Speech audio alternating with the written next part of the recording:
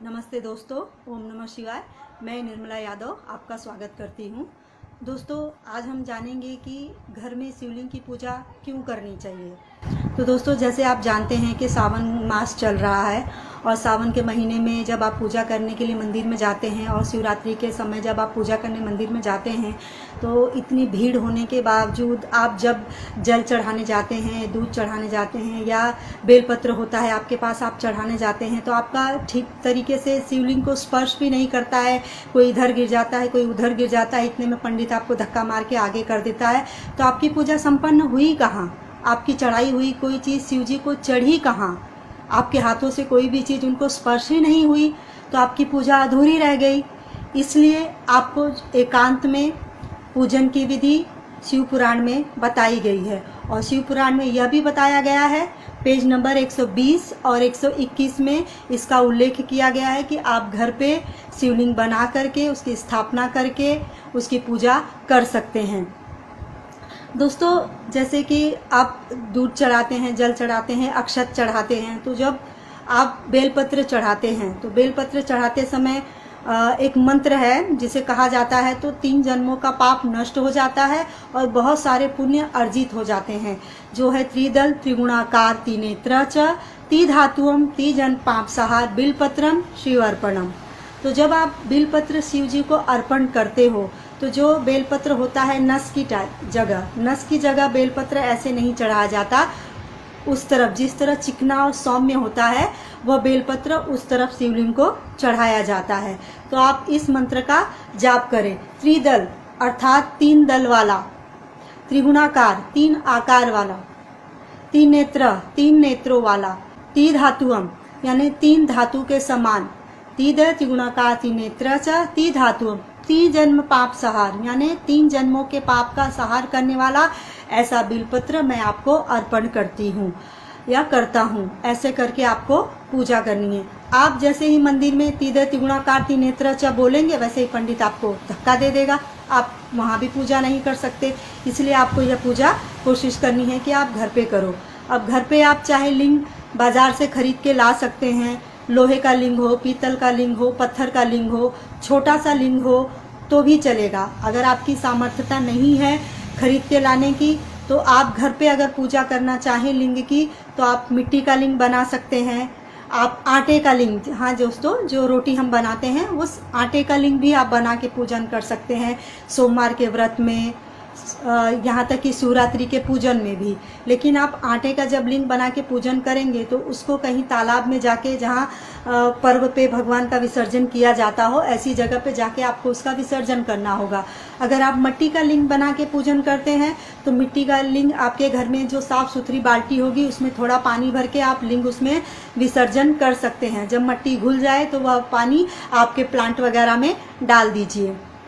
अगर आपके पास प्लांट नहीं है तब तो आप उस मिट्टी के लिंग को भी 1 हफ्ते बाद, 2 दिन बाद, 3 दिन बाद, जैसे आपकी सामर्थ्यता हो, आपका समय हो, जैसे आपके पास, आप जाकर तालाब में विसर्जन उसका कर सकते हैं।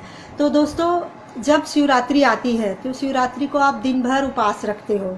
दिन भर उपवास रखने के बाद आपका जो मंदिर में पूजा करने जाते हो, पूजा तो आपकी हो नहीं पाती है अच्छे से, लेकिन दिन भर उपवास जब दिन भर आप शिवरात्रि का व्रत करते हैं तो जब संध्या की बेला आती है तो जब आपको 4 पहर की पूजा करनी है तो वो 4 पहर कौन से हैं वह मैं आपको बता रही हूँ। वह 4 पहर हैं संध्या के 6 से 9, 9 से 12, रात्रि के 12 से 3, फिर 3 से सुबह 6 बजे तक। अगर ये 4 पहर की पूजा आप घर पर लिंग बना करके कर लेते हैं तो उस लिंग की पूजन करने के वजह से आपको 1 साल के शिव पूजन का फल मिलेगा। तो अगर आप शिव पूजन का, लिंग के पूजन का फल लेना चाहते हैं और चाहते हैं कि आपको सारा फल प्राप्त हो, आपको बहुत सारा पुण्य अर्जित हो, तो आप कोशिश करें कि आप शिवलिंग घर पर ही बना करके उसी पूजा करें। अब शिवलिंग को रखना कहाँ चाहिए? जहाँ भी आपका पूरब का मुख हो, जहाँ से सूर्य उग रहे हैं, मान लीजिए सूरज सामने से यहाँ से उग रहे हो तो आप लिंग उनके सामने इस तरह रखें ताकि पूरब से सूर्य की जो रोशनी है वो लिंग पे पड़ सके। घर में सूरज की रोशनी लिंग पे नहीं पड़ेगी, लेकिन आप मान लीजिए कि सूरज की दिशा है तो रोशनी उन पे पड़ रही है और आपको उस लिंग के सामने यानी पूरब, पश्चिम उत्तर और दक्षिण। तो आपको दक्षिण के कोने में बैठ करके लिंग की पूजा करनी है। लिंग के एकदम सामने बैठ के आपको पूजा नहीं करनी है। उत्तर की तरफ बैठ के भी आप पूजा मत कीजिए, आपको दक्षिण की तरफ तिरछा होकर के शिवलिंग का पूजन करना है। इससे आपकी पूजा सफल मानी जाएगी। दोस्तों, जैसे कि मैंने शिव पुराण में से कहा कि शिव पुराण में 120 और 121 पेज पे इसका उल्लेख किया गया है कि आप शिवलिंग की पूजा घर पे कर सकते हैं, जो कि आपको मैं इसमें फ़ोटो में दिखा रही हूँ, उस पेज की फ़ोटो, और मैंने अंडरलाइन भी किया हुआ है। दूसरा है, बहुत लोगों ने एक सवाल किया है कि क्या हम शिव जी पर तुलसी के पत्र चढ़ा सकते हैं। तो जी हाँ दोस्तों, आप शिवलिंग पे तुलसी के पत्र चढ़ा सकते हो। बहुत लोगों की गलत धारणा होती है कि नहीं, तुलसी के पत्र नहीं चढ़ा सकते हैं। तो कैसा होता है दोस्तों, हमारे मम्मी पापा होते हैं, हमारे दादा दादी, उनके दादा दादी, उनके दादा दादी, जो रूढ़िवादिता चली आती है, जो चीज़ें बता देते हैं, हम उसी को सच मानने लगते हैं। बट ऐसा नहीं है, शिव पुराण में साक्षात सब कुछ दिया हुआ है। तो 122 पेज पर साफ साफ लिखा है कि आप तुलसी के पत्र भी शिवलिंग पर चढ़ा सकते हैं। तो दोस्तों, जो 12 ज्योतिर्लिंग है, 12 ज्योतिर्लिंग में से जो 12वां ज्योतिर्लिंग है घुसमेश्वर ज्योतिर्लिंग। घुसमेश्वर ज्योतिर्लिंग में जब घुसमा माता मिट्टी का लिंग बना के पूजा करती हैं, और मिट्टी का लिंग बना के पूजा करने के बाद उनके घर के बाहर जो पीछे तालाब होता है, उसमें वह लिंग को विसर्जन किया करती थी। और 12 ज्योतिर्लिंग से एक ज्योतिर्लिंग है रामेश्वर ज्योतिर्लिंग, जो राम जी ने बालू से बना करके शिवलिंग की पूजा की है। तो आप घर पे जैसा भी आपका सामर्थ्य हो, आप खरीद के पूजा करें या आप बना करके पूजा करें, आपकी पूजा सफल मानी जाएगी। दोस्तों, मेरे पास भी शिवलिंग है जो रेत अर्थात बालू और सीमेंट से बनाया हुआ 20 साल का है, जो आपको फ़ोटो में मैं दिखा रही हूँ। ये 20 सालों का मेरा लिंग है और मैं इसी पे पूजन करती हूँ अपना। और जब यह खंडित हो जाएगा कभी, तब मैं इसे विसर्जन कर दूंगी। तो आप भी चाहे तो घर पे बनवा सकते हैं या खरीद के ला सकते हैं, और पूजन विधि आप उसकी कर सकते हैं। दोस्तों, आज की यह मेरी कथा आपको कैसी लगी?